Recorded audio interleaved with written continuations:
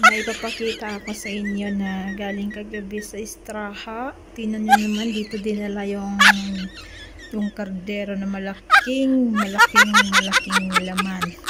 Pinatulog ko lang siya ng isang gabi para matanggal yung laman niya kasi hindi kaya siyang hugasan kasi sobrang dumikit yung mga kanin.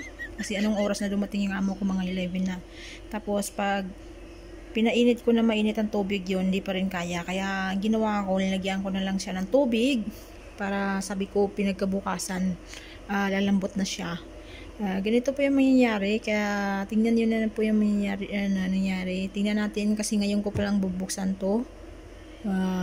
Hindi ko na binuksan na bang nagugas ako ng mga plato doon. Kaya yun, tapos ko na yun. Yan po yung pinagkainan ng mga amo ko ngayon. Yung putor nila, yung almursal nila ngayon. Kaya ngayon, yung ano lang, yung kordero na lang yung bubuksan ko.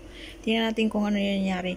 Ang ginawa nila ito, nagluto sila ng kanin, ganitong kalaki yung kordero. Tapos, punong-puno siya ng laham. Punong-puno ng kambing yung dinala nila dito. Kaya pakita natin. Yan po, tingnan nyo naman yung nangyari.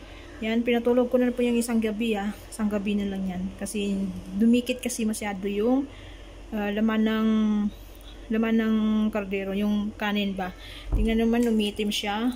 Kaya yan po yung nangyayari dito. Yan, grabe. Lumambot na siya. Kaya pwede na siyang hawakan ng kamay. Kaya yan.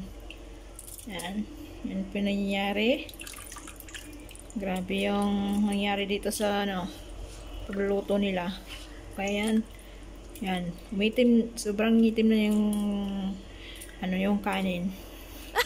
Kaya yung iba, nilagay ko sa ref. Pinaano ko na lang, kaya yung kanin. Pero hindi naman siya kakainin, itatapon din. Kasi dumating dito, hindi din ako kumain. Pinano ko ng amo ko lalaki.